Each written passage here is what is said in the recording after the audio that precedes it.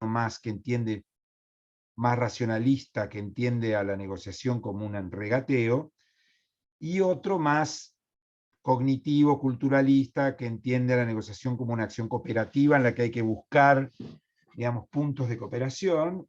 No es que una sea mejor que la otra, sino simplemente están pensadas para escenarios diferentes. Pero es cierto que, digamos, la idea de negociación como acción cooperativa es más nueva tiene 50 años, digamos, pero es más 40 años, pero es más nueva. Planteado esto, como recién escucharon, les voy a compartir esa presentación. Vamos a ver hoy dilemas prácticos del negociador. Es decir, ya asumiendo que tenemos más o menos una idea de por dónde pasa la discusión teórica, digamos, vamos a ir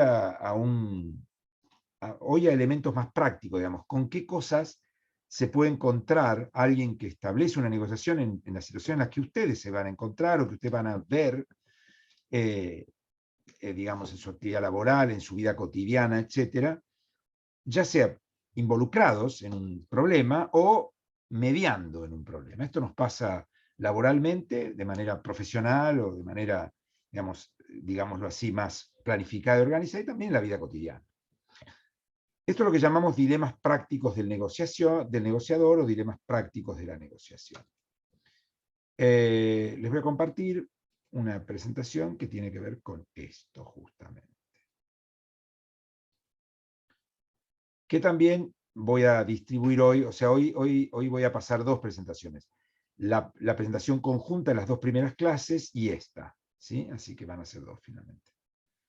Bien, bueno, entiendo que deberían estar viendo ya la presentación. Bien, gracias. Bueno, se ve perfecto, profesor. Gracias. Bueno, esto simplemente lo pongo para que, digamos, como punto de partida, recuerden ustedes que habíamos repasado 10 temas, digamos, y 10 preguntas que uno se tiene que hacer, simplemente como recordatorio, ¿sí? Tengo independencia, el juego es repetitivo o no, hay efecto de encadenamiento, existe más de un tema, se requiere un acuerdo formal, se requiere una ratificación, se puede amenazar, acuérdense que hay que ser creíble en la amenaza, son vinculantes los acuerdos, es la negociación privada o pública, o tiene partes privadas, partes públicas, se puede pedir la intervención de terceros, o van a venir de manera compulsiva. Puede ser que las reglas de juego los obliguen a una mediación final, ¿no? Bueno, dicho esto, digamos, lo primero que nos tenemos que preguntar es cuántas partes hay. Asumiendo, por supuesto, que en una negociación como mínimo hay dos, ¿sí? No puede haber, es decir, uno a veces negocia con uno mismo, pero eso no lo vamos a incluir en este curso. Entonces, asumimos que hay dos partes, pero siempre es así. Relativo. En realidad la respuesta es sí y no, ¿sí? Por ejemplo, vamos a usar un conflicto clásico, digamos que yo uso mucho ejemplo, el conflicto de las pasteras del río Uruguay con Uruguay. Había dos partes y uno podría decir que sí, Uruguay y la Argentina, pero en el fondo estaba dentro de la Argentina, había varios intereses, dentro de Uruguay probablemente también, estaban las pasteras, que no eran ni argentinas ni uruguayas, había una española, otra creo que era danesa, no me acuerdo si era danesa o sueca. Entonces, lo primero que tenemos que entender, porque eso nos va a generar una ventaja en la negociación, ¿sí? Es cuántas partes hay. Normalmente un juego, una negociación entendida como un juego, tiende a simplificarse entre dos partes. Y hay momentos en los que efectivamente hay dos partes, porque las partes se agrupan en dos grupos. Pero normalmente eso puede ser dividido en varias partes. Y es bueno tener en cuenta cuántas partes tiene mi parte, tiene mi grupo, y cuántas partes tiene el otro, porque uno puede meterse en esas diferencias, ¿sí? Piensen hoy en la situación política en la Argentina, digamos. Uno podía, en realidad hay más, ¿no? Pero podía simplificar el juego político partidario en Argentina a dos partes, Juntos por el Cambio y Frente de Todos, pero a una simple vista uno se da cuenta que eso es, primero es precario, segundo, tiene sus matices, el Frente de Todos tiene sus partes, Juntos por el Cambio tiene sus partes, y a veces uno tiene la sensación de que hay sectores Juntos por el Cambio que se sentirían más cómodos con algunos sectores del Frente de Todos. Entonces, eso hay que tenerlo en cuenta a la luz de las negociaciones que se vienen, por las candidaturas, etc. ¿Sí? Recordemos que entendemos a un conflicto como a un juego, así lo llamamos, y a los contendientes la literatura lo suele llamar en inglés players o jugadores del juego. ¿Sí? No es que sea un juego de jugar a la rayuela, pero es un juego que tiene reglas, que tiene jugadores, que tiene objetivos, etc. Un TED, digámoslo así.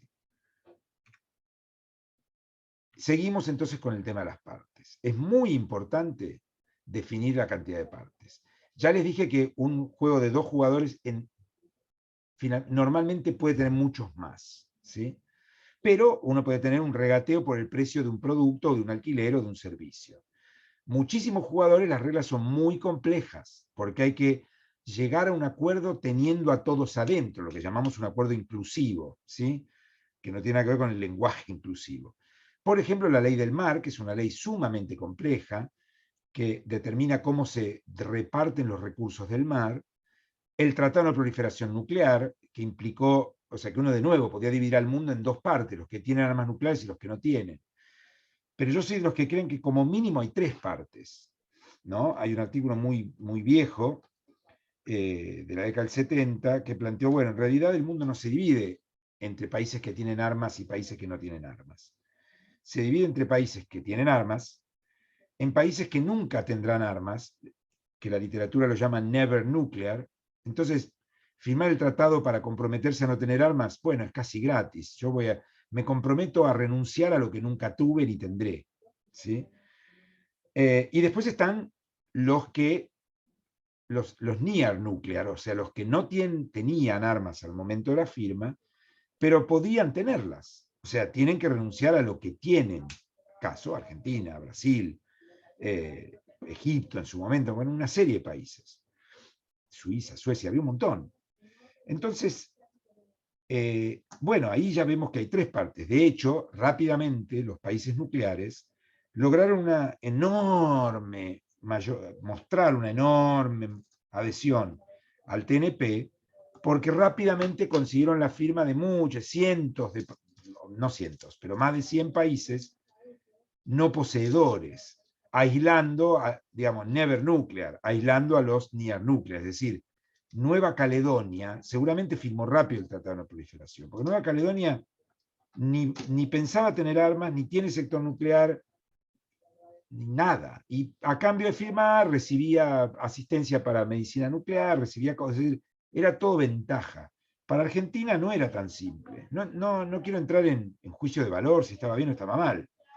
Por eso Argentina demoró, no firmó en la década del 70, firmó en la década del 90, Brasil también, Chile también. Chile sobre todo como reacción contra Argentina. Si estos loquitos, weón, del otro lado de la cordillera no firman, yo tampoco, por las dudas. ¿No? Pero bueno, Chile termina firmando en la década del 90, después de que el gobierno de Carlos Menem firma en el 94 y el de Fernando Enrique Cardoso firma en el 96. Entonces, ¿cuántas partes tiene una negociación? Un sindicato, ¿es una parte o son 2? Es la conducción, los delegados de base. Uno tiene que tener claro eso, o sea, no saber qué juego, o sea, cuántos jugadores tiene el juego, me pone en una desventaja enorme. Entonces, el primer dilema, el primer factor a tener en cuenta es sentarse y decir, bueno, a ver, ¿cuántas partes hay acá? ¿Y cuántas partes tiene cada parte? ¿Sí? Porque ya van a ver que si yo logro romper la unidad de la contraparte, tengo una ventaja, ¿no? Halcones, palomas, todas esas palabras no las inventó la prensa argentina, surgen de esta literatura. ¿Sí? Bien. Cuando hay más de 2 partes, en general el escenario se vuelve, además de más complejo, como vimos antes, más inestable, porque suelen armarse coaliciones. Volvamos a la política argentina. La política argentina está organizada a través de 2 coaliciones. Ahora, a veces las partes dentro de esa coalición pueden estar más cerca de alguna parte de la otra coalición, pero simplemente el armado de la lógica coalicional los deja cada uno de un lado y empieza a armar una dependencia de la trayectoria, una lógica, una racionalidad, a partir de que, en principio, hay que ver si no estalla, digamos, pero en principio es más racional para las coaliciones mantenerse dentro de la coalición. Si me permiten un comentario al margen, yo creo que el principal incentivo para mantenerse unidas para las dos coaliciones políticas argentinas es que la otra está unida, y que entonces solo se les puede ganar unida. Pero si se partiera el frente de todos, eso seguramente generaría un efecto en Juntos por el Cambio. Bien, las coaliciones se producen como resultado del cálculo de los actores respecto a la conveniencia de hacerlas y de la rapidez y de la inteligencia de los actores para moverse. O sea, uno tiene que tener en cuenta que acá hay jugadores que tienen más recursos, pero también que saben usar mejor los recursos que tienen más información, que son más estratégicos. Es decir, lo que a veces define el mejor resultado en una negociación no es la cantidad de recursos que tiene un jugador, sino la inteligencia para usarlo, el timing, la coyuntura, los tiempos, etc. Las características de una coalición pueden cambiar en el tiempo y están sujetas al ataque de terceros actores, con intención de integrarlas o desintegrarlas y romper el equilibrio existente. Hay una definición que es importante tener en cuenta acá, que es la de cártel. ¿Qué es un cártel? Un cártel, además, digo, uno dice cártel y piensa en el cártel de Sinaloa, en el cártel de Cali, digamos, pero el término cártel tiene un uso también en negociación. Un cártel básicamente es una coalición que tiene una regla muy particular, que la primera regla que tiene es que, digamos, se van a generar las condiciones para que la coalición no pueda ser rota por terceros. ¿Sí? Entonces, cartelizarse significa, en una negociación, significa armemos una coalición y la primera regla que ponemos es una regla de no ruptura, para evitar que los otros vengan a ofrecer. ¿Sí? Entonces arman reglas de castigo a la ruptura que hacen más, digamos, que desincentivan la ruptura. Eso es un cártel en una negociación. ¿Se vota en una negociación? Bueno, no, sí. Varios legisladores. Lo tengo a Maxi Heredia, no sé si pidiendo la palabra o en una conversación. Ahí está, se puso silencio. Ahí dijo, uy, boludo. Ah, ahí estás, Maxi. ¿Tenés algún problema con silenciarte? Ahí estás, muy bien. Bueno, ¿se puede votar en una negociación? Bueno, una negociación no es una democracia. O sea, ¿no? En general el voto no está pensado de entrada como un mecanismo. ¿Sí? En realidad el voto es el final de una negociación, se puede hacer, pero en principio no es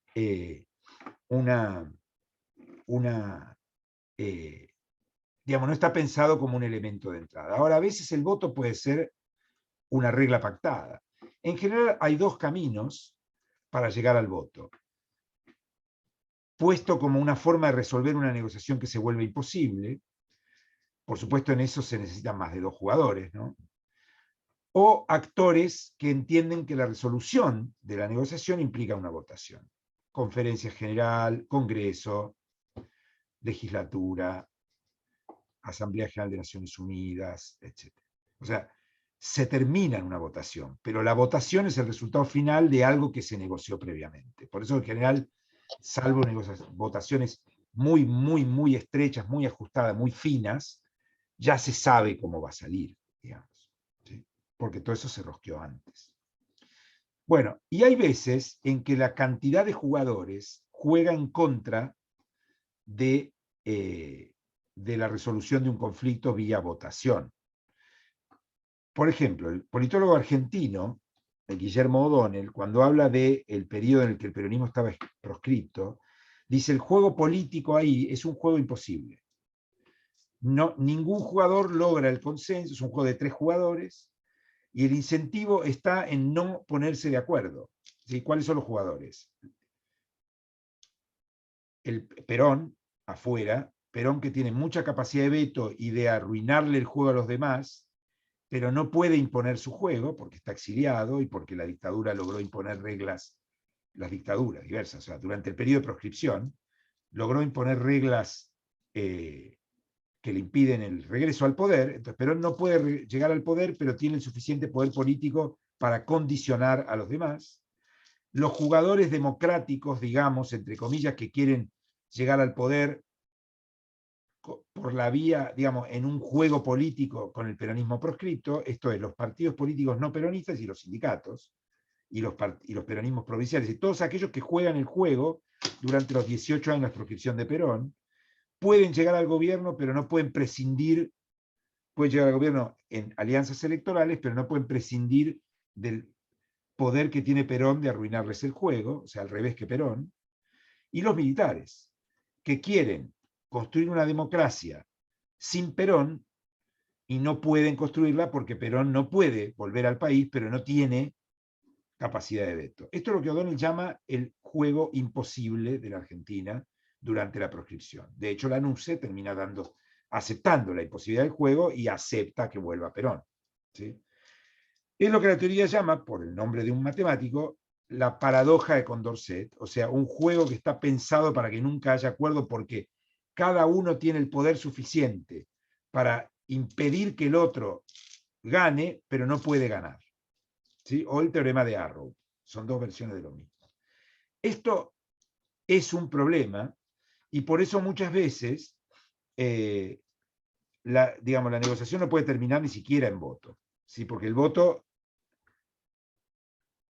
arruina la posibilidad de llegar a una solución, ya sea porque porque los jugadores tienen más capacidad de arruinar el juego de los demás, de vetar, de complicar, que de construir poder para sí mismos. ¿Sí? Esto pasa muchas veces, lo llamamos paradoja de Condorcet en general, y lo grafica muy bien O'Donnell en su trabajo sobre el juego imposible político argentino en la época del peronismo. ¿Sí? Perón no podía ser gobierno, pero podía arruinarle la vida a cualquier gobierno, porque tiene una capacidad de movilización que nadie tenía. Los que pueden ser gobierno juegan alternativamente a prescindir de Perón o a arreglar con Perón. Si prescinden de Perón, Ilia, digamos, Perón le vacía el gobierno a Ilia, es decir, le moviliza sindicatos, lo somete a huelgas, lo inestabiliza. ¿Sí? Si arreglan con Perón, Frondizi, los militares voltean a ese gobierno porque se rompe una condición que los militares habían impuesto para que los civiles lleguen al gobierno, que es no arreglar con Perón. ¿Sí? Con lo cual, siempre el juego termina en que los militares patean la mesa, rompen todo, rompen el juego y se vuelve a un golpe militar, a un gobierno no democrático, etc. Ahí hay una negociación imposible. ¿Por qué? Porque las cosas están dadas de tal manera que ninguno de los jugadores, los jugadores que pueden acceder al gobierno no tienen la llave para construir un gobierno estable, y el que tiene la llave para construir un gobierno estable está proscripto, o sea, los militares tienen suficiente poder para proscribir a Perón, pero no pueden anularlo, digamos, ¿sí? Con lo cual evitan que Perón llegue al gobierno, pero no pueden evitar que Perón juegue al juego político desde Madrid, ¿sí? Entonces hay veces que las negociaciones se dan de tal manera que es imposible construir un juego donde hay un ganador sostenible, ¿sí? Es lo que llamamos juego imposible o paradoja Condorcet. Terminado con este tema de los jugadores, cómo los jugadores pueden alterar el voto, etc. ¿Sí? Por cierto, el trabajo de O'Donnell es genial, realmente genial, porque los militares tratan durante 18 años de construir una república no democrática, la que tratan de democratizar por los militares, a diferencia de la dictadura del 76. Bueno, Onganía más o menos, pero quiero decir, simplificando un poco, quieren jugar un juego que termine en una democracia de partidos sin el peronismo. Y han logrado proscribir al peronismo, a Perón por lo menos, y al peronismo como partido nacional. Pero no logran sacarlo del juego, digamos. Perón sigue siendo un jugador desde Madrid. Y los jugadores políticos, o sea, el tercer jugador, además de los militares y Perón, intentan todo, digamos, bloquear a Perón, arreglar con Perón. Entonces, finalmente la NUCE, ¿qué hace? La NUCE acepta la vuelta al peronismo como partido nacional, pero arma reglas de juego para intentar que el peronismo pierda en elecciones libres. ¿Sí? Entonces, arma dos tipos de reglas de juego. Intentar que el peronismo pierda en elecciones libres, y por si el peronismo gana, darle mucho poder al Congreso para controlar al peronismo desde el Congreso. Respecto a intentar perder, o sea, arma, por ejemplo, el balotaje. La primera vez que hay balotaje en la Argentina es con la NUCE, en la elección del 73. Proscribe a Perón, arma una regla que dice que el candidato tiene que estar en la Argentina antes de tal fecha y no lo deja volver a Perón. No es una regla formalmente contra Perón, porque hubiera sido tachada de anticonstitucional aún en esa época, pero es una regla que perjudica solo a Perón. A cambio, la NUCE se autoproscribe él también. Entonces, bueno, y además incentiva fuertemente la creación de partidos políticos provinciales, peronistas, para que el peronismo no juegue un juego nacional. No lo logra en casi ninguna provincia, es decir, se habían creado partidos provinciales en los 60, pero después del último golpe prácticamente no sobreviven, con una excepción, que ¿cuál es? A ver si la tienen en la cabeza. ¿Cuál es el único partido provincial creado a partir de la proscripción peronista?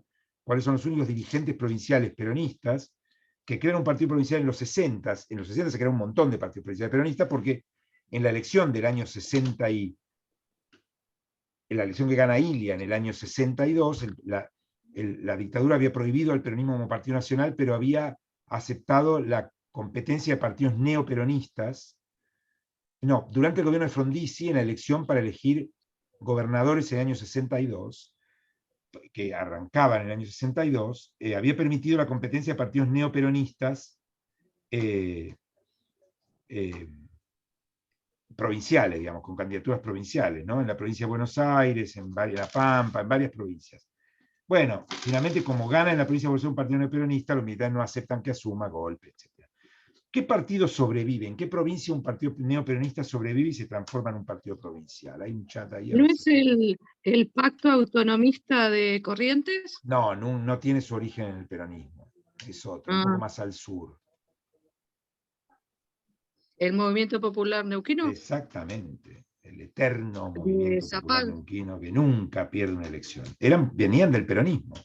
Hay una linda historia ahí, porque la conducción del MPN, del peronismo neuquino, eran los Zapag, que no eran de la ciudad de Neuquén, venían de Cutralcó y Plaza Huíncul, en realidad se habían instalado primero en Zapala, y un dirigente de la ciudad de Neuquén que se llamaba Buenaventura Justobay. Y deciden aceptar las reglas de juego del año 62 y crear un partido provincial. Y ganan, de hecho gana Zapag.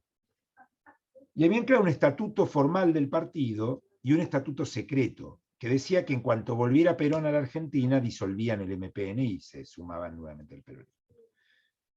Bueno, cuando vuelve Perón en los 70, la relación entre los Zapag y Perón era horrible, porque Zapag había aceptado ser gobernador de Onganía. En realidad de Lanuse, no de Onganía. Entonces Perón estaba irritadísimo con los Zapag, no lo recibe, Zapag, el senador Elías Zapag lo va a ver a Perón a Madrid a Puerta de Hierro como enviado de Lanuse, y Perón se irrita, no lo recibe, etc. Y los maltrata, digamos. Es decir, cuando empieza ya a armar la elección, el delegado de Perón, Paladino, o Abal Medina, no me acuerdo cuál de los dos era, les dice, les voy a dar un cuarto de los cargos, y el resto lo vamos a decir nosotros, el general. Entonces los Zapag se irritan, y perdidos por Perón, dicen, vamos a jugar por la minoría, y ganan, ¿no? Bueno, pero Buenaventura Justobay les dice, bueno, yo quiero, digamos, hay que volver al peronismo, no importa, porque el estatuto secreto y Elías Zapag, yo escribí un paper hace ya 15 años y entrevisté a mucha gente, muchos testimonios, que me dieron, digamos, me validaban todo esto. Elías Zapag le dice, ¿qué estatuto? Acá está el estatuto del MPN, no dice nada, no, el estatuto secreto. Yo no tengo secretos, si hay un estatuto secreto es que no existe. Bueno, lo cierto es que le sale bien la jugada porque crean, digamos, van a la elección con el partido provincial esperando humildemente sacar la minoría y ganan la elección. El único gobernador no peronista en el 73 fue Zapag. El peronismo perdió en 2 distritos, en Neuquén y en la provincia y en la capital, en la ciudad de Buenos Aires, pero en ese momento no se elegía jefe de gobierno. Ganó de la Rúa como candidato a senador, pero no, el jefe de gobierno se llamaba intendente y lo ponía el presidente. Con lo cual el único gobernador no peronista en el año 73 fue Zapag. Bien, este es un pequeño paréntesis cultural, histórico, pero vamos entonces a lo siguiente. El otro elemento muy importante en una negociación, pero sumamente importante, y no es neutral, y uno suele suponer que es neutral, es el tiempo. ¿Sí? El tiempo siempre juega a favor de alguien o en contra de alguien, pero también depende cómo lo manejemos. Si no es, ni es neutral, ni se juega con independencia de lo que hagan los jugadores, pero va a jugar a favor de alguien. No sé si de los pequeños, como dice Pablo Milanés, pero va a jugar. ¿Sí? Es un factor de negociación y conviene tener claro cómo juega el tiempo para nosotros y cómo juega el tiempo para el otro o los otros. O sea, yo puedo ser justamente, como dice Pablo Milanés, el pequeño en la negociación, pero el otro tiene menos tiempo que yo. Digo, yo me acuerdo, por ejemplo, cuando negociábamos el famoso contrato para la central nuclear con los chinos, ¿no? Contrato que ahora la actual administración reactivó. Lo cual me parece un gravísimo error. Pero al margen de eso, o una mala decisión, no sé si error, tal vez no es un error, pero quiero decir, es una mala decisión. Bueno, pero nosotros estábamos negociando. Claro, en un momento, o sea, los chinos, si hay algo que tienen es tiempo, digamos, ¿no? Primero porque son una cultura milenaria, tienen otro vínculo con el tiempo, a ellos no les molesta reunirse 20 veces por el mismo tema, cara a cara, viajan, hacen que uno viaje, tienen plata y tiempo en este caso. Pero además, porque objetivamente tienen tiempo, porque en China los gobiernos no duran 4 años, ¿sí? Y cambia todo. Y ellos sabían que nosotros en el último año queríamos obtener algún resultado para no irnos con las manos vacías. Y empezaron a encarecer. Entonces, a veces pasa que, digo, por ejemplo, una negociación laboral, ¿sí? La ley laboral en la Argentina primero hay fuero laboral independiente del fuero civil y comercial. No todos los países del mundo tienen fuero laboral. Y la ley laboral es muy pro empleado, tremendamente pro empleado, ¿sí? Invierte la carga de la prueba para el empleador, por ejemplo. O sea, el empleador entra culpable a un juicio laboral, es decir, tiene que demostrar que tiene razón. ¿Sí? En cambio, el empleado, con 2 testigos, dice, yo estaba en negro, me pagaba 300 lucas, 20 lucas en blanco, 280 en negro, le hago un juicio por 280 lucas, multiplicado por la cantidad de años, bla, bla. Es decir, yo sé que alguno me quiere responder, decir, no, ni en pedo, ¿cómo va a estar a favor de decir? La ley es muy pro empleado en Argentina. Ahora, ¿qué pasa? ¿Por qué los juicios no siempre, y en general diríamos, en general, nunca, no nunca, pero la mayor parte de las veces no se resuelven a favor del empleado? Porque ¿qué tiene el empleador que no tiene el empleado? ¿Qué tiene? Normalmente, ¿no? No siempre. Pero ¿qué suele tener más el empleador que no tiene el empleado? Tiempo. ¿Sí? Entonces, ¿qué va a hacer el empleador? Alarga las cosas, boludea en la mediación, de manera tal que el propio abogado le va a decir al empleado, mirá, arreglá en la mediación, porque el juicio lo vas a ganar. ¿Sí? Pero lo vas a ganar dentro de 10 años.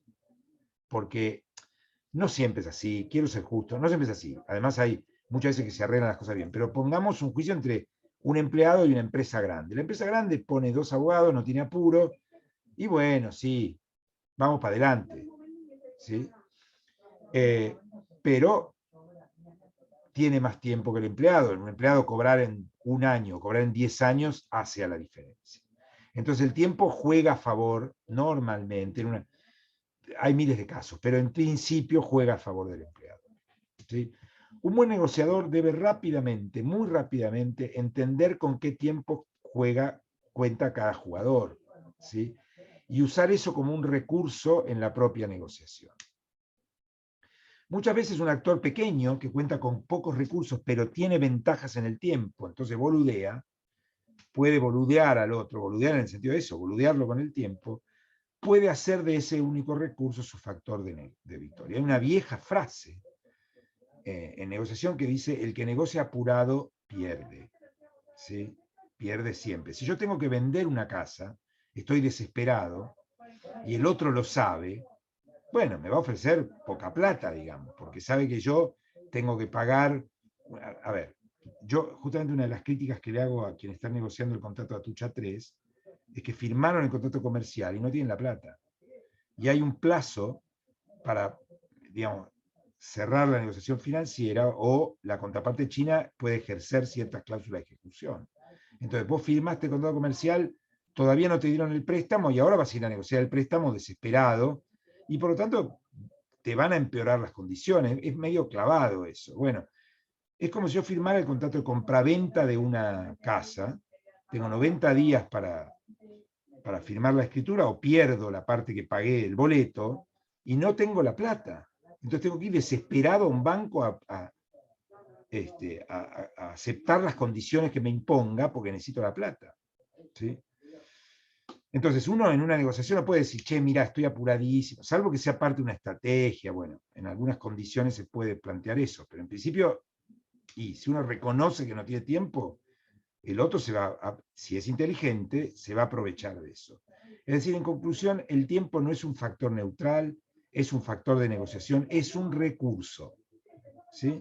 El tiempo es un recurso. Y el jugador que usa bien los tiempos empieza ahí, lo quiero pensar, ¿no? Va a desesperar al otro. Esto es como un partido, si voy perdiendo, necesito empatar, y el otro me va a hacer tiempo, bueno, como dice el fútbol, ¿no? En fin. El arquero que ataja la pelota y se tira al piso, el otro que lo tocan y se lesiona, bueno, juegan con el tiempo a su favor. Bien. ¿El juego es un juego repetido o no? ¿Es una sola negociación? ¿Se negocia una sola vez o varias? Si se negocia una sola vez, tendremos a ver regateo. Los jugadores tenderán a maximizar sus posiciones, a exagerar sus diferencias, ¿sí? Y no importa nada. En varias negociaciones, cada actor se preocupa por su reputación. O sea, un abogado en un juicio no va a hacer locuras y no va a permitir que su cliente haga locuras. Salvo los que apuestan a una reputación de loco, digamos, los abogados mediáticos, bueno. Pero si no, un abogado no quiere que su cliente haga locuras, no va a avalar locuras porque después va a tener otro cliente, va a volver a ver a los abogados de la contraparte, va a volver a ver al juez, es decir, se juega lo mismo un diplomático, etc. La preocupación por la reputación lleva más a la cooperación que a la radicalización. ¿Sí? Por favor, me interrumpen si consideran que tienen alguna duda o pregunta. ¿Sí? El tema de los juegos vinculados. Guarda con desequilibrar un sistema en el que yo estoy por cerrar una negociación. ¿Sí? Entonces, muchas veces los juegos están vinculados. ¿Sí? Yo, por ejemplo, soy el negociador del Estado federal con una provincia para negociar la cesión de terreno para una autopista federal. Y a cambio ofrezco la condonación de una deuda en un rubro X, no importa. Deuda por... bueno, voy a dar un ejemplo más concreto porque me tocó indirectamente pasar o el equipo del que yo formaba parte. Normalmente, digamos, en algunas provincias argentinas, las empresas eléctricas son propiedad del Estado, pero aunque no son propiedad del Estado, suelen tener un buen vínculo con el Estado, no las empresas eléctricas provinciales. Pero muchas provincias son propiedad del Estado, ¿no? Entonces, ¿qué hacen? Con este tema del congelamiento de tarifas, como las provincias se las un poco fuerzan a aumentar las tarifas, o se las dejan en situación de tener que aumentar las tarifas por su cuenta, no aumentan las tarifas, cubren sus costos, cubren el servicio y no le pagan a Camesa. Camesa es el trader, propiedad entre otros del Estado Nacional, que compra y vende energía. Y el Estado Nacional tiene que subsidiar a Camesa. La subsidia por muchas razones, porque las tarifas están regaladas. Pero bueno, se produce a partir de eso, de que las empresas provinciales no quieren ir a la quiebra y tampoco resentir el servicio, porque no quieren pagar el costo, ni el costo financiero, ni económico, ni político. Entonces, a veces el Estado Nacional que se siente tentado a hacer, bueno, hagamos un acuerdo por el cual te condono la deuda o te la hago pagar en bonos a 50 años y me empezás a pagar de acá para adelante. Bueno, no está mal, por lo menos empieza a cobrar. Ahora, si yo hago eso con Corrientes, se me vienen encima Misiones, Neuquén, Río Negro, Chubut, etc. Me van a decir, yo quiero lo mismo. Y si no, voy a hacer lo mismo que Corrientes. decir, porque Corrientes no te garpó, vos arreglaste con Corrientes, y yo que te garpé, no pago más y hago lo mismo que Corrientes. Entonces, hay que tener en cuenta que muchas veces el arreglo rápido de un conflicto me puede desatar otros. ¿Sí? Arreglo un aumento salarial muy alto con un gremio y se me van a venir los otros, ¿no? Entonces, las vinculaciones entre juegos similares pueden ser un atolladero o pueden ser una oportunidad, ¿sí? Digamos, puedo usar eso para no entregar en una negociación, diciendo, mirá, no te puedo dar. Yo me acuerdo, por ejemplo, cuando yo estaba en la Autoridad Regulatoria Nuclear, era conducción de la Autoridad Regulatoria Nuclear, hace muchos años, ya una década, y teníamos un problema salarial, que es que los empleados de la autoridad regulatoria ganaban menos que las empresas, entonces se iban a las empresas, teníamos un problema.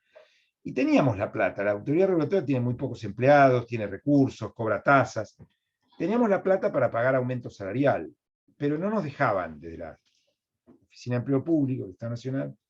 ¿Y por qué no nos dejaban? Pues ya, yo con ustedes no tengo problema, pueden pagar un aumento, páguenlo, o sea, podría aceptar que lo paguen, tienen sus recursos, no me piden plata.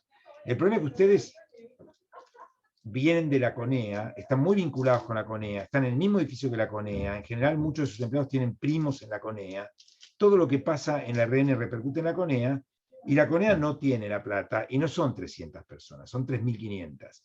Entonces yo te dejo a vos aumentar los salarios y se me viene el tsunami de la CONEA. Entonces por eso durante años, con diversos gobiernos, el gobierno de Cristina Kirchner, el gobierno que yo integré, el actual gobierno, pisa los aumentos salariales en la autoridad regulatoria, aunque la autoridad regulatoria los podría pagar, porque no quiere que se le venga el tsunami de la CONEA. ¿Sí? O sea, la Comisión Nacional de Energía Atómica. Bueno, ese es un juego vinculado, que empioja a otro, digamos. ¿Sí?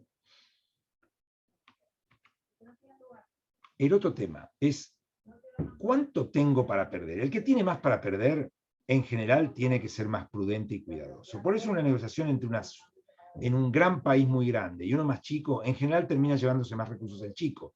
Pero al grande le conviene, porque el grande gana en estabilidad, porque tiene mucho para perder. ¿Sí? Entonces, Estados Unidos invertirá mucho dinero en una región inestable, poniéndole a eventuales aliados mucha plata, aunque eso le cueste caro, para evitar que esa región se desestabilice y le genere mayores perjuicios. Hay un viejo dicho que dice, si alguien te debe, vamos a ponerlo en dólares, digamos, si alguien te debe 100 pesos, 100 dólares, el problema es de él, te debe 100 dólares, te tiene que pagar. Pero si alguien te debe $1.000.000, el problema es tuyo, porque ya el tipo dice, mira, yo no tengo, chao. ¿Sí?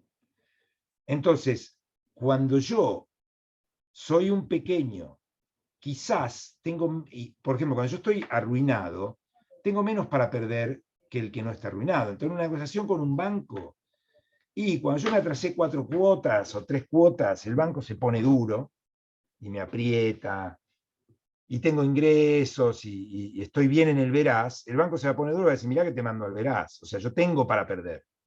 Ahora, si yo me quedé sin laburo, ya estoy en el veraz, no voy a pagar. Y el banco va a saber eso y no me va a venir a matar, porque si me matan no pago, los muertos no pagan.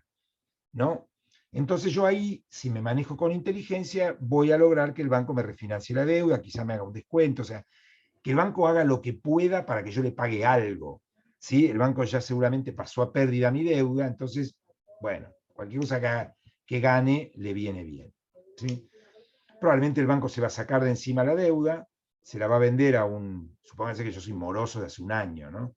Se la va a vender a un estudio jurídico que compró una deuda de valor nominal 100 a 10, con lo cual, si me saca 20, ya salió ganando.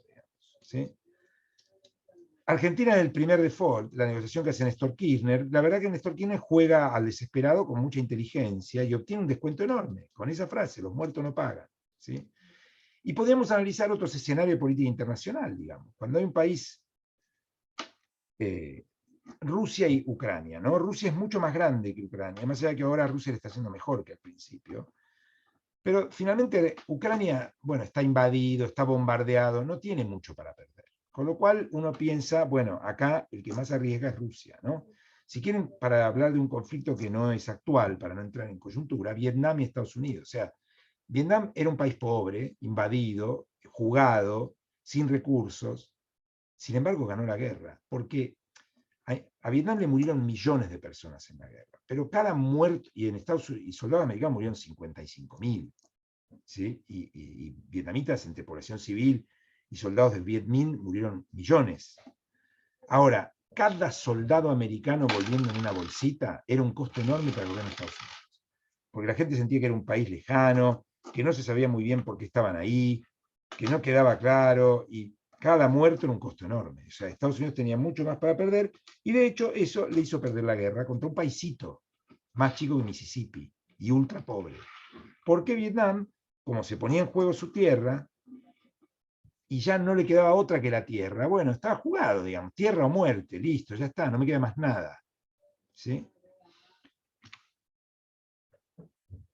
Bueno, acuérdense, dijimos muchos actores, juegos vinculados, negociación con varios factores de acción recíproca, o sea, muchos temas. ¿Sí? Cuando hay más de un tema en una negociación compleja, o sea, no solo plata, recursos, condiciones de trabajo, estabilidad laboral, bueno, en principio eso es bien manejado, es un buen elemento, porque lleva a la cooperación. La primera cooperación aparece ante la necesidad de acordar cómo se van a tratar los temas, es decir, una negociación muy compleja, si no hay un acuerdo, si no se designa a la gente apropiada para negociar cómo se va a negociar, es imposible entrar a negociar. Y los que negocian cómo se va a negociar ya arman un camino para poder negociar la propia negociación. La negociación de tratados internacionales llevan muchos años, se lleva muchos años negociarlos, y en general justamente eso ayuda a la cooperación, porque quienes están negociando necesitan entender cuál es el juego del otro. ¿Sí? Lo mismo negociación con muchos elementos de negociación, una negociación sindical con un sindicato complejo, no es solamente el aumento salarial, condiciones de trabajo, etc. Entonces eso permite un reparto mejor de las condiciones, y eso lleva a la cooperación, a ver qué necesitas, qué te puedo dar, etc. Entonces, juego libre es posible con pocos actores y sobre todo con pocos temas. Ahora, en un juego complejo, la ausencia de reglas es garantía de fracaso. ¿Sí? Entonces, en un juego con muchos temas, la primera negociación es sobre las propias reglas de negociación. Y eso ya permite arrancar la negociación de buena manera, porque ya los negociadores, digámoslo así, se acostumbran a la cooperación entre ellos. ¿Sí? Bien. Interrúmpanme, por favor. Bueno, avancemos sobre esto y vamos a interrumpir acá. Para ¿Se hacer un break. escucha? Quiero hacer Sí, un comentario. Adelante, Laura. Justo hoy salió un artículo en Clarín, que acá lo rescaté para no irme, a propósito de la decisión de la Corte de Estados Unidos por el tema del aborto, Sí, pero que viene a cuento de esto que estás marcando de la negociación. Dice, la legitimidad es para los perdedores, o sea que la decisión del que gana o pierde en una cosa, no importa si el que gana tiene razón o no, una vez que ganó, así no importa sea, nada. Sí. claro, ya está, ganó. En cambio, el que legitima que algo es correcto como se decidió es el perdedor, que acepta perdí o bueno, o no. Y en O no, estas exactamente. negociaciones se puede trasladar lo mismo. La legitimidad la da que la parte más débil acepte. Exactamente. Eso es lo que hace el resultado de una negociación sustentable en el tiempo. O sea, yo te lo puedo imponer a piñas, pero vos vas a estar buscando, digamos, todo el tiempo ver cómo te escapás de ese acuerdo, cómo conseguís digamos, el poder suficiente para digamos, deslegitimarlo, efectivamente. Te voy a dar un ejemplo que creo que es incluso más apropiado que el de la Corte de Estados Unidos, aunque es un buen ejemplo el que diste, que es la negociación por la reforma constitucional. Acordémonos, Argentina, década del 90, ¿sí? ¿Qué quería el que gobernaba en ese momento? Bueno, yo quiero tener más tiempo para terminar de modernizar la Argentina, y la gente me reclama quedarme. Bueno, pero la Constitución le impedía, a los 6 años se tenía que ir. Entonces, ¿qué hace Menem? Menem empieza a mandar señales de que va a negociar de cualquier manera, o sea, de que va, perdón, a avanzar de cualquier manera con la reforma constitucional. a piñas, no a piñas, empieza a mandar algunas señales. Primero, Costanián en Punta del Este repartiendo cotillón Menem 95, ¿no? Y dice, bueno, es el gordo que reparte cosas, pero no. Bueno. Y después negocia con los partidos provinciales los votos necesarios para obtener los 2/3 en el Senado, dándole a cambio cosas a los partidos conservadores de las provincias. Por ejemplo, un texto constitucional que permitía la reelección adelantada, no, un texto constitucional que instaura la educación religiosa en los colegios, por ejemplo. El primer texto que negocia ponía educación religiosa en los colegios, ¿no? O sea, una constitución hiperconservadora negociada con lo más conservador del sistema político argentino en ese momento.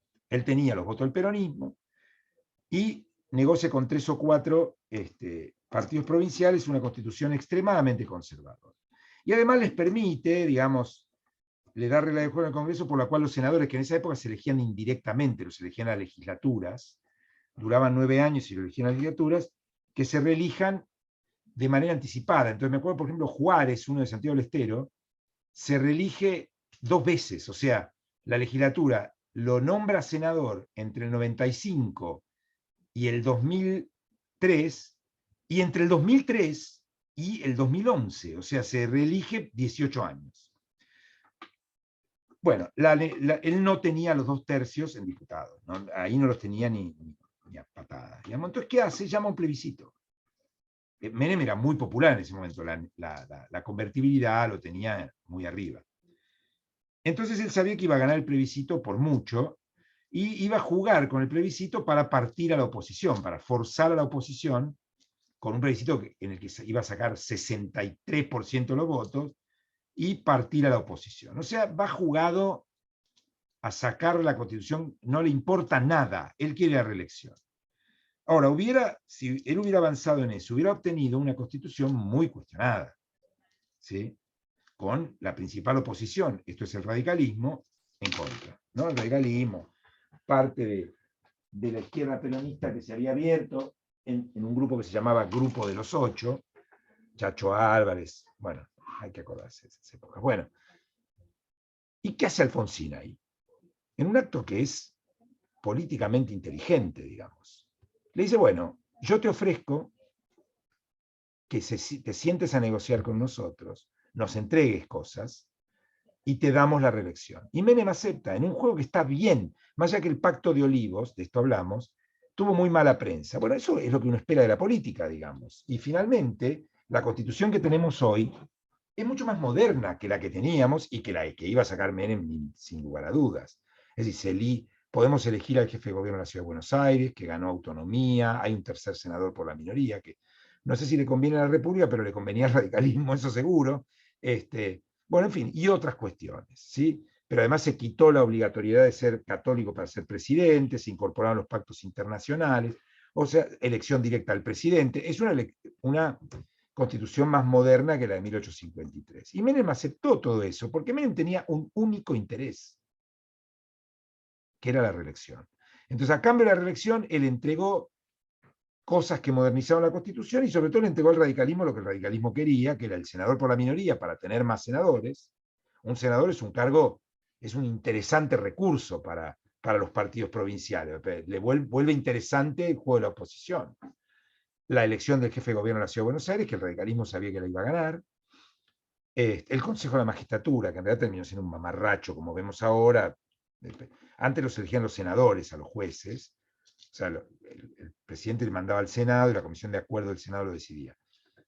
Bueno, suponía que el Consejo de la Magistratura iba a mejorar eso, no lo mejoró, no importa. Pero hubo una negociación en la que se logró, que es muy buena para esto que vos marcabas, es decir, ¿qué obtuvo Menem a cambio de entregar varias cosas al radicalismo? Una Constitución sostenible en el tiempo. Piensen ustedes que ya llevamos 2004, 2014, casi 30 años de la reforma constitucional, y en principio, salvo algún muy sacado, nadie cuestiona esta Constitución. Porque además la mayor parte de los jugadores que a veces dicen que la Constitución no le gusta del todo, como sobre todo una jugadora muy importante, digamos, en la política argentina, una mujer, fue convencional constituyente, o sea, tampoco pueden ir en contra de lo que negociaron, digamos. Pero más allá de eso, la Constitución del 94 es una constitución legitimada, es la primera constitución desde 1853 que se vota por consenso de prácticamente todos los jugadores políticos del país. ¿Sí? Y además incorporó cosas que planteaban ONG, los pactos internacionales, etc. Bien, dicho esto, vamos a parar ahora. Son las 5, falta un poquito para las 5. Vamos a, les quiero ver las caras un poquito, vamos a cortar hasta 5:15, si les parece, y volvemos. Yo voy a tener que... realmente los invito a... ¿Alguien pregunta si la clase la están grabando? Entiendo que sí. Exacto. Bueno, le estaba escribiendo ya que estamos, digo, directamente por acá. Ante una eventualidad o algún problema como este, que se le está cortando y está en la calle, tiene que justificar, digamos, de alguna manera el motivo y la solicita al ilsp@legislatura.gov.ar. Bien. Bueno, dice Cristina, que es la misma que dice que se está grabando, que aparte de tiempo tiene plata, no sé quién tiene, pero en una negociación no hay nada como tener plata y tiempo, digamos, eso ya te da una enorme ventaja. Siempre es bueno tener plata y tiempo. En general a los seres normales nos pasa que cuando tenemos plata no tenemos tiempo, cuando tenemos tiempo no tenemos plata, digamos, ¿no? Suele ser o una cosa o la otra, ¿no? Entonces uno no se va de vacaciones a lugares por mucho tiempo, cuando anda bien de guita es porque está laburando mucho, y cuando tiene tiempo es porque no. En fin, bueno, vamos a terminar esto, tal vez terminamos un ratito antes, no lo sé, pero los invito y las invito, por favor, a que me interrumpan. No quiero que la clase tampoco se transforme en un choclo aburrido en el que solo hablo yo, porque me imagino que para ustedes debe ser una cosa muy pesada. Así que vamos a, como siempre, los invito a que me interrumpan. Ya saben, no hace falta ni el chat ni levantar la mano, con que me interrumpan está bien. Y dicho esto, vamos a volver a la presentación. Bueno, normalmente se asume que una negociación, digamos, termina en un acuerdo, si es exitosa, o si no termina en un acuerdo, es porque fracasó, digamos. No necesariamente debemos interpretarlo de esta manera, ¿sí? A veces hay jugadores que negocian para que la negociación nunca llegue a buen puerto, digamos. Es decir, hay un jugador que prefiere ganar tiempo. Da la sensación de que, por ejemplo, Rusia nunca se sentó con Ucrania con serias intenciones de negociar. Estaba esperando mejorar su posición y a partir de ahí sentarse. Sí, a veces las negociaciones son para ganar tiempo, ¿no? Las negociaciones entre la FARC y el gobierno de Gaviria hace ya 25 años, la FARC usaron el tiempo que llevó la negociación y los lugares, los que llaman los santuarios, los lugares donde desarmados, para volver a armarse, digamos. Es decir, muchas veces, entonces, un actor prefiere ganar tiempo o demostrar la posibilidad de un acuerdo. Vamos a un ejemplo muy práctico al que tal vez nos hemos enfrentado en nuestras vidas. Muchas negociaciones judiciales, o sea, muchos juicios, negociaciones entre partes, en el fuero civil, comercial, divorcios, juicios comerciales, tienen hoy instancias de negociación, de conciliación prejudicial obligatorias, para ver si las partes llegan a un acuerdo más barato, porque las negociaciones judiciales son muy caras. Muchas veces las partes no quieren negociar ahí, porque saben que prefieren un juicio largo, o alguna de las partes. Entonces van ahí, van a la conciliación, no tengo nada, ponen demandas delirantes, es decir, cosas que uno se da cuenta que lo que están haciendo es ganar tiempo o demostrar que el acuerdo es imposible para pasar a la siguiente instancia en la cual se ven con más ventaja, ¿sí? En este contexto, entonces, todo negociador tiene que tener en cuenta que a veces el acuerdo no es el mejor resultado, ni para él, a veces en algún caso, ni para el otro. Entonces tiene que hacer un cálculo lo más preciso posible de respecto de cuál es su piso a partir del cual es mejor romper la negociación, ¿sí? ¿Cuál es el piso mío y cuál es el del contendiente? Es lo que llamamos la determinación del rendimiento mínimo, ¿sí? O la zona de acuerdo. Imaginen, digamos, una línea, ¿no?, donde en un lado de la línea, ¿no? Una línea que va de 0 a 1, el 0 es el mejor resultado posible para el jugador 1, para el jugador A, y el 1 es el mejor resultado posible para el jugador B.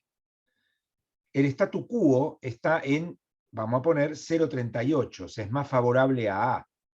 Pero A está en una situación débil. Entonces sabe que va a tener que ceder algo, va a tener que llegar, que no va a poder mantener el statu quo en 0,38. No importa que estemos hablando, territorios, sueldos, lo pasamos a un espacio de 0 a 1. Bueno, sabe que va a perder y entonces está calculando cuánto va a perder. Bueno, y siente, ok, yo hasta 0,46 voy. Pero más de 0,46 no voy, porque me conviene pelear. O sea, pierdo demasiado. Y no es que estoy en la lona, algunos recursos tengo. Entonces es el límite, ¿sí? Y el jugador B sabe que puede mejorar la cosa para su molino.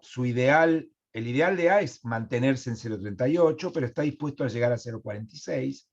El ideal de B es llegar a parity, o sea, 0,50, pero está dispuesto, a partir de 0,42 ya empieza a sentir que ganó. Entonces, lo que va entre 0,42 y 0,46 es lo que llamamos la zona de acuerdo. Por abajo de 0,42, no, perdón, por abajo de 0,38 y por abajo de 0,46, seguro no hay acuerdo, pero también por abajo de 0,42, y por abajo de 0,50 y de 0,46, porque hay uno de los dos jugadores que ahí prefiere romper. ¿Sí? Entonces, por abajo de 0,42 o por arriba de 0,46, alguno de los dos jugadores, deberíamos suponer, se va a levantar de la mesa. ¿Sí? Obviamente yo les estoy diciendo una esquemita en el que asumo que podemos ponerle, digamos, podemos monetizar esto. No siempre es así, no siempre los jugadores saben cuánto vale su parte, cuánto vale la del otro. Esto es más complejo en la realidad, pero sí sabemos conceptualmente que hay un momento en el cual yo tengo que tomar la decisión de acá me voy, porque ya estoy perdiendo más sentado acá que yéndome. ¿Sí? Entonces depende cuánto pierdo yéndome, depende cuánto pierdo quedándome, etc. ¿Sí? Si a mí me dicen el auto o te mato, bueno, no sé, nadie quiere tanto su auto, supongo que todos van a preferir entregar el auto, ¿no? Pero tal vez si alguien está en una situación muy extrema y muy angustiante, no hay por qué pensarlo así, pero digamos, la vida de tu hijo o la tuya, bueno, alguien prefiere perder la vida propia. No sé, todo depende de dónde estemos, digamos, ¿no? Aceptar un jefe maltratador o perder el trabajo. Y depende de cuánto necesitemos el trabajo, de cuál sea el contexto, de cuánto me protejan las leyes, etc. ¿No? Esas son cosas que en cada instancia de conflicto uno sabe hasta dónde puede estirarse y hasta dónde no. A ver, para decirlo en términos más políticos, hasta dónde te doblás y a partir de cuándo rompes. ¿Sí? Doblarse es aceptable en una negociación, es lo que uno espera que se haga, ¿no? Abandonar el objetivo de máxima. Ahora, ¿hasta cuánto te doblas? Y acá no hay un tema moral, hay un tema de, bueno, ya no me conviene doblarme tanto, digamos, entre aceptar un trabajo excesivamente explotador, horrible, mal pago, bueno, prefiero no tener laburo, qué sé yo, y salir a buscar otro. Eso dependerá de cuántos ahorros tengo, bueno, en fin, de cuánta confianza me tengo para conseguir otro trabajo, un montón de factores. Bien.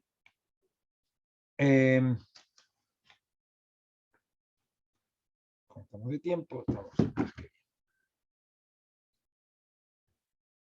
Bueno, acuérdense que otra de las preguntas que nos hacíamos era si se puede ratificar o no, si se debe ratificar o no un acuerdo. Es decir, yo tengo que obtener el consenso de mi jefe, del directorio de la compañía, del parlamento, de la asamblea de compañeros del gremio, en fin. ¿Estoy habilitado para cerrar yo o necesito ratificar? Esto a veces es un problema real. Estados Unidos tiene ese problema. Estados Unidos hay un montón de protocolos, incluso que le interesan a los propios gobiernos americanos, que termina no ratificando porque el Congreso no se los aprueba, porque en el Congreso muchas veces el presidente no tiene mayoría, ¿sí? El protocolo de Kioto, por ejemplo. Estados Unidos es un actor interesado en firmarlo, pero no lo firma porque en ratificarlo, pero el gobierno, pero no se lo firma el Congreso. El Congreso republicano no le firmó a Obama el acuerdo para normalizar relaciones con Cuba, con lo cual quedó precario y cuando volvieron los republicanos se cayó, etc. Y a veces es un recurso que los negociadores utilizarán. Y yo lo tengo que consultar, ¿viste? No puedo. Me lo tiene que aprobar el board, me lo tiene que aprobar la asamblea, de manera de no firmar nada. Esto es un recurso que no se puede repetir varias veces. Porque yo todo el tiempo estoy diciendo, tengo que consultar, no tengo mandato, va a haber un momento en el que mi reputación como negociador se va a caer al piso. Me van a decir, bueno, entonces trae a alguien que tenga mandato. ¿Sí? El mejor ejemplo es, obviamente, necesito la autorización de una instancia superior, ¿no? El board, la asamblea de accionistas, no importa qué. Hay estilos de negociación que, digamos, usan esto, digamos, ¿no? Es decir, la táctica del salame, por ejemplo. Che, mira, lo que acordamos ayer, todo bien, pero fui por ejemplo, la diplomacia iraní usa mucho la táctica del salame, ¿no? No me lo aprueba el Consejo de Ayatolas, pero fui con mi jefe y está medio duro, ¿viste? Necesito que me tires algo más. Yo también quiero arreglar, estoy de tu lado, pero bueno, eso es ir sacándole fetas nuevas al proceso. Obviamente no puede ser eterno, pero hay estilos diplomáticos que saben muy bien hacer esto. Lo hizo Irán muchas veces y lo hizo incluso con la Argentina en la negociación famosa del pacto con Irán, en la que Irán no entregó nada. Es decir, yo no soy de los que creen que a mí me pareció bien que hayan sobreseído a la expresidenta, porque nunca pensé que la negociación con Irán por el tema de la AMIA fuera un delito, no es judiciable. Fue una pésima decisión política, un horrible error de cálculo, que Irán aprovechó al 100%. No entregó nada nunca. ¿Sí? Y usó mucho esa táctica del salame, en inglés se llama cut the meal, digamos, de, che, mirá, no me sirve esto, porque no me lo van a probar arriba.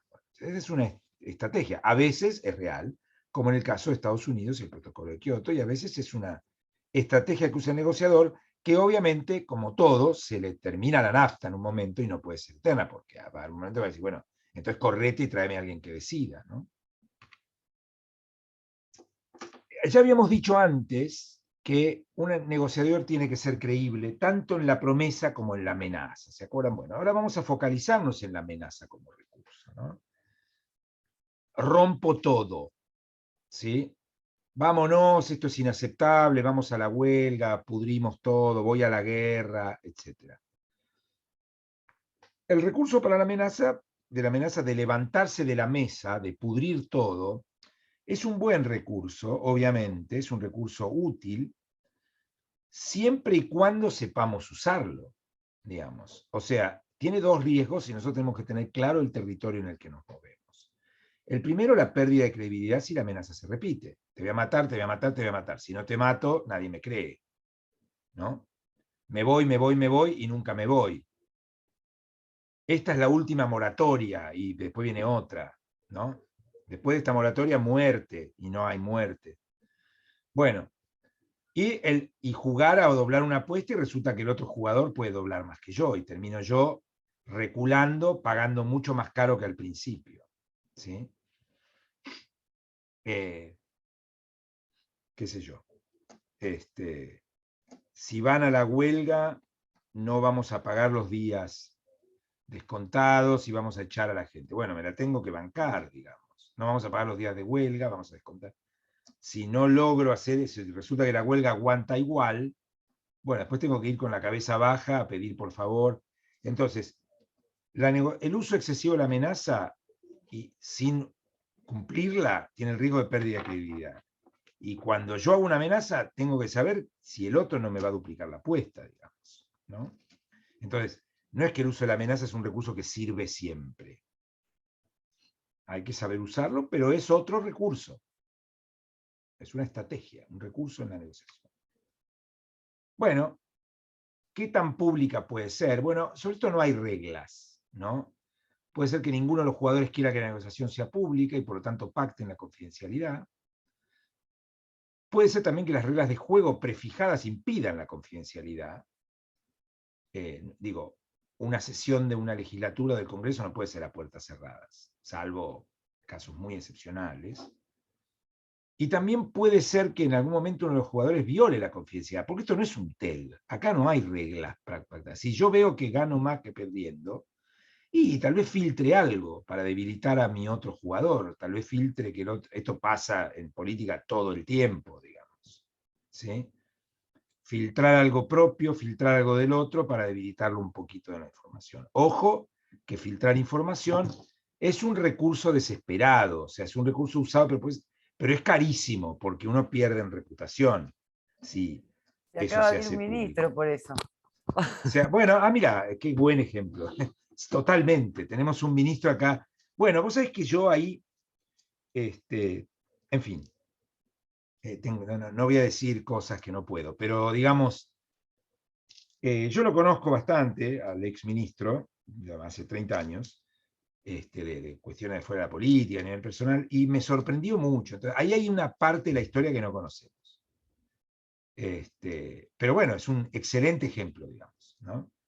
O sea, la parte de la historia es, o tenía un ok de arriba, y el de arriba después lo dejó solo, cosa que a esta altura del partido no me sorprende, les quiero ser sincero, o se quería ir, digamos, porque digamos, era como medio obvio que iba a recibir piedrazos, digamos, ¿no? O sea, sí, estaba casi insinuando que había habido un problema de corrupción, digamos, ¿no?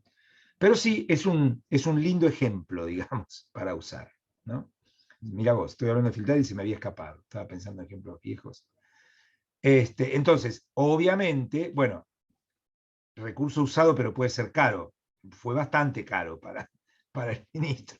Dejó de serlo, digamos. Es decir, y además se fue mal, ¿no? Porque yo no hablé con él, la verdad, después, pero se fue, o sea, no es que una embajada no se la puede llevar porque ya saben ustedes quién es la gatekeeper, digamos, de una embajada, o sea, con lo cual, olvídalo, Joe, digamos, y da la sensación de que, bueno, no se fue de la mejor manera. Sí, bueno, ahí está, es un recurso que puede salir muy caro. Hay que ver, tal vez era lo que esperaba, no sé, pero en principio, visto de afuera, le costó caro, ¿no? Lo que lograron es que no van a llegar con el gasoducto a tiempo, ¿no? Esto está más que claro, no llegan ni en pedo con el gasoducto a tiempo. O sea, le costó caro a todos. A tiempo significa para el próximo invierno, ¿no? Para no volver a comprar GNL en el próximo invierno, gas licuado. Bueno, obviamente, además de negociaciones diferentes, tenemos jugadores diferentes, ¿no? Y hay de todo tipo, pero yo diría en función de su vocación, de cómo juegan respecto a la cooperación, hay de tres tipos, digamos, ¿no? En los extremos están vamos a dejar el primero para el final y vamos a hablar de los extremos. Están los antagonistas estridentes, el que siempre amenaza con romper todo, Kirchner en la negociación de la deuda, amenazan con ruptura, ocultan información, juegan a estoy re loco, el policía malo, digamos, ¿no?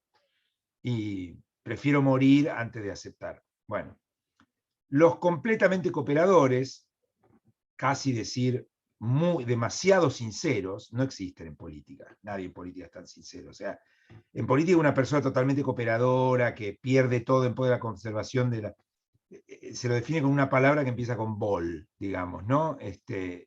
Y termina con udo. O sea, es muy difícil en política encontrar esto, en otros ámbitos se encuentra, porque están muy regulados, en diplomacia, etc. Pero en política no hay ni completamente cooperador y tampoco lleva mucho tiempo un antagonista incidente. Aunque en el Congreso Nacional, que yo lo conozco, hay. No voy a dar nombres, pero hay los diputados que salen a putear todo el tiempo en los medios y en la Cámara contra el gobierno. Juntos por el Cambio tiene un par, ¿sí? Halcones, digamos, que están todo el tiempo tirando piedras. Y a su vez el kirchnerismo también tiene burcas que están todo el tiempo tirando piedras. Bueno, funcionan en un Congreso, pero no van a ser los que cierren la negociación finalmente, ¿no? Y después tenemos los antagonistas cooperadores, ¿no?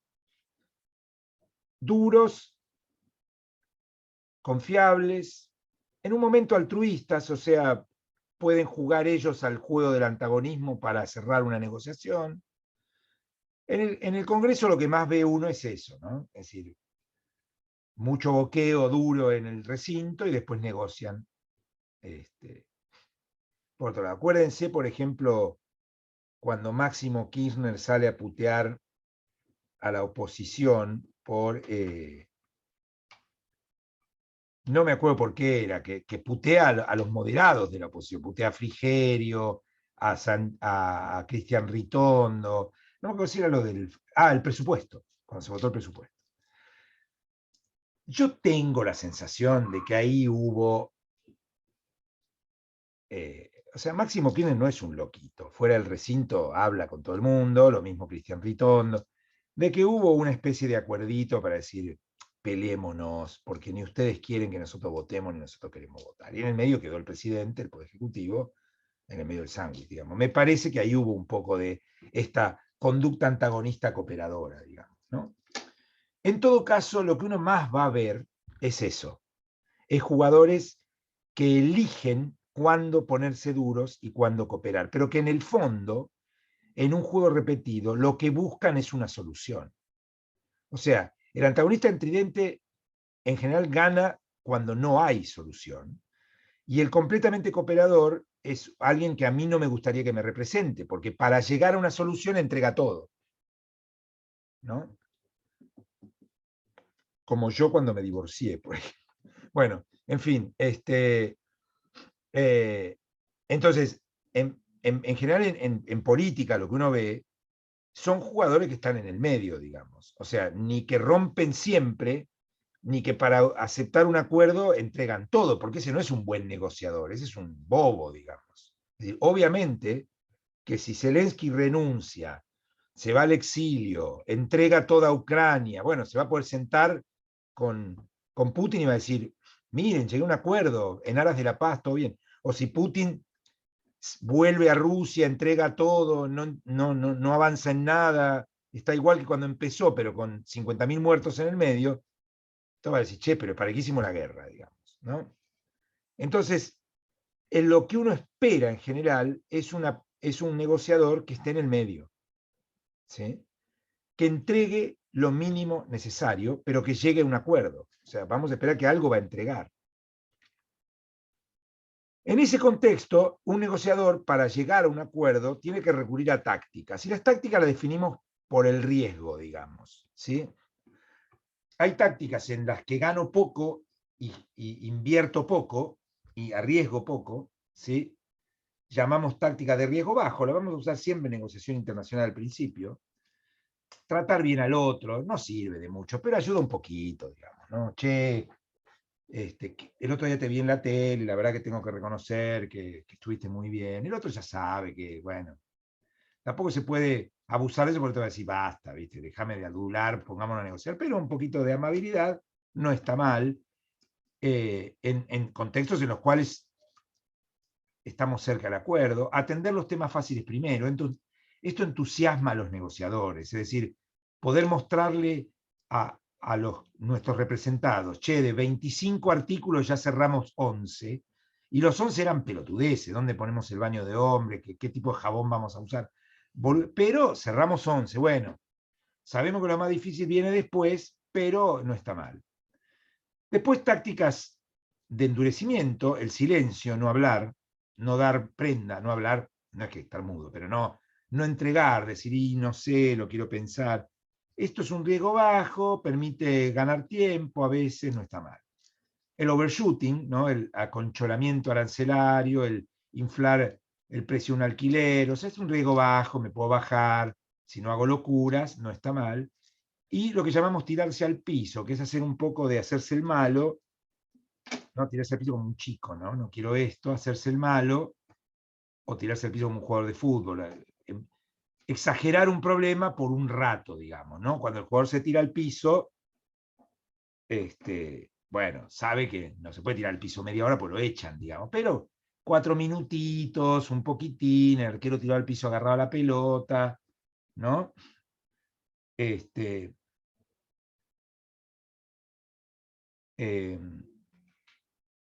me acuerdo una vez, hace un año y medio más o menos, jugamos con Independiente, yo soy de River. Independiente iba ganando 1-0 milagrosamente en el Monumental, no sé cómo hicieron para ganar.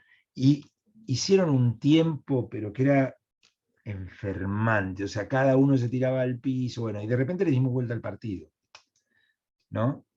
Cada vez que la tocaba el arquero Independiente, todo el Monumental, tirate al piso. Bueno, qué lindo partido fue ese. Bueno,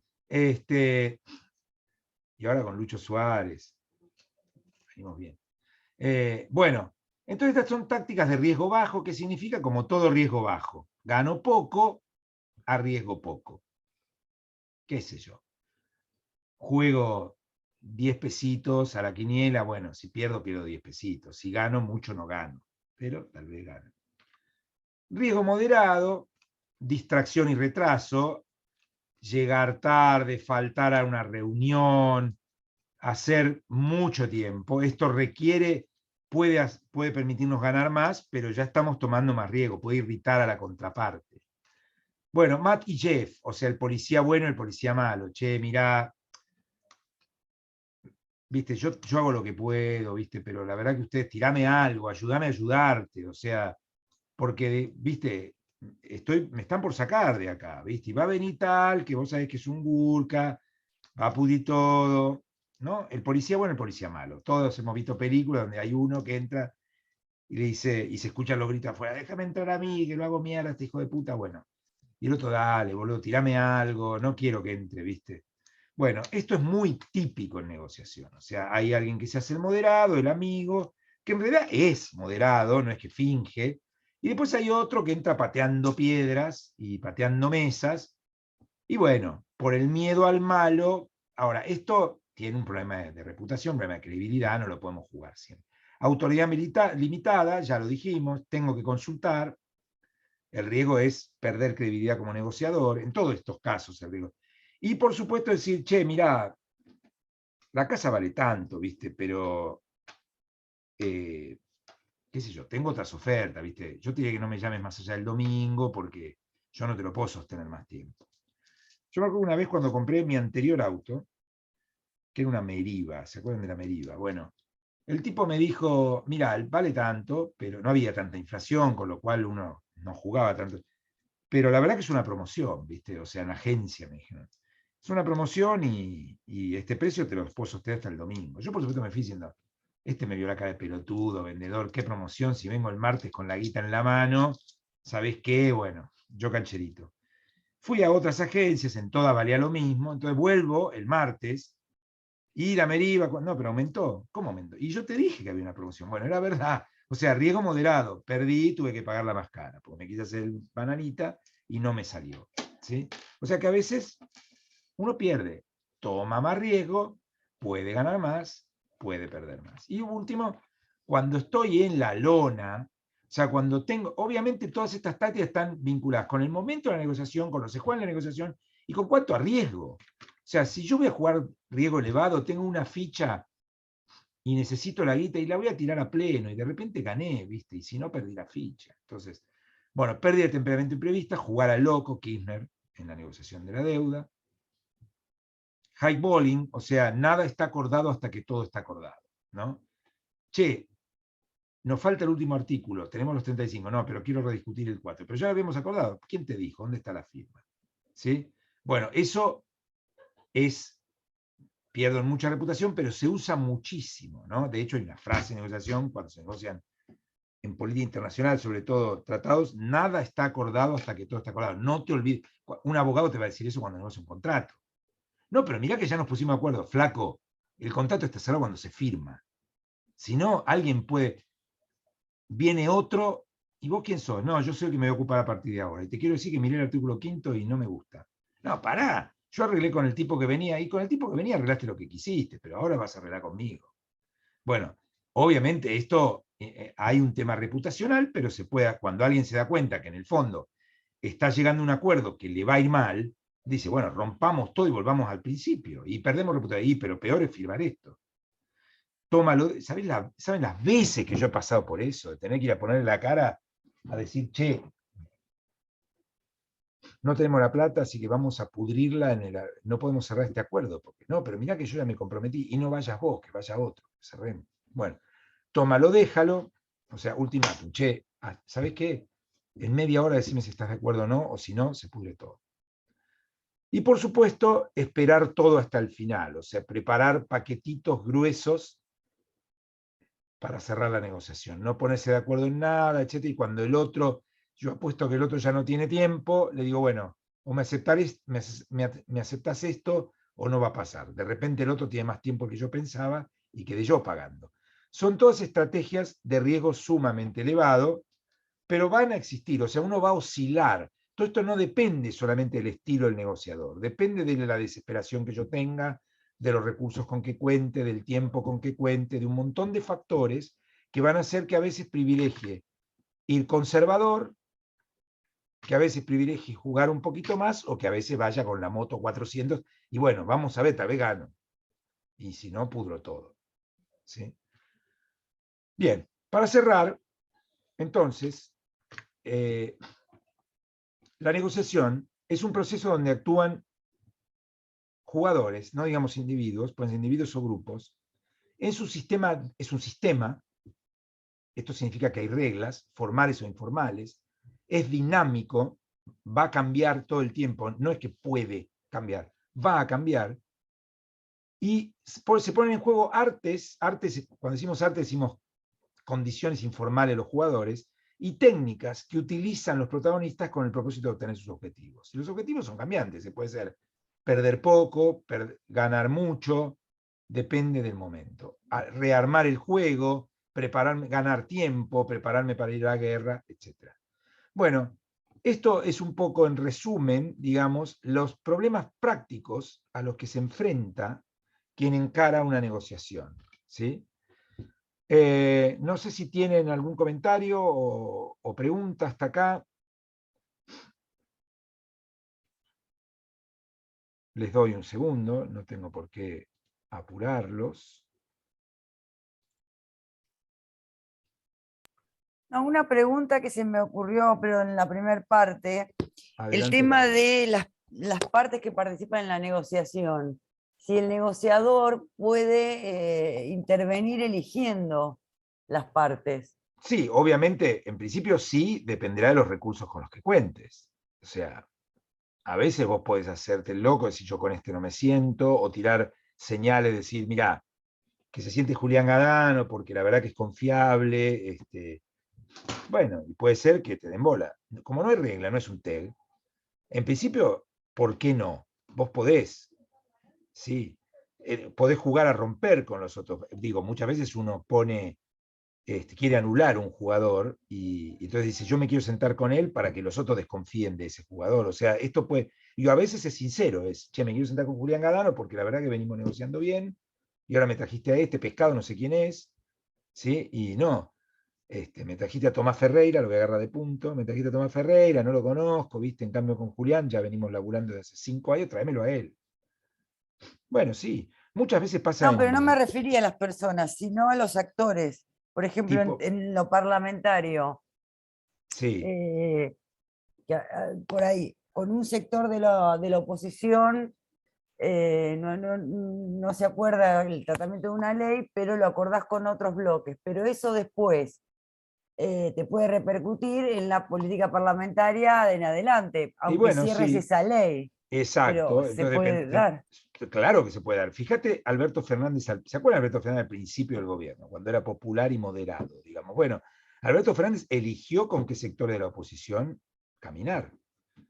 Y lo sentaba Horacio Rodríguez Larreta, decía, a mí me gusta hablar con la oposición que gobierna, y entonces privilegiaba todo el tiempo Horacio Rodríguez Larreta, Jerry Morales, y su enemigo era Macri, Patricia Bullrich. Bueno, esa fue una estrategia que en su momento, pasa que después él solo la abandonó, pero en su momento le funcionó, digamos. Es decir, y había un mensaje implícito ahí que es, casi que prefiero a Rodríguez Larreta antes que a Patricia Bullrich, pero también prefiero a Rodríguez Larreta antes que a Cristina Kirchner, digamos. Al principio uno hasta podía interpretar eso.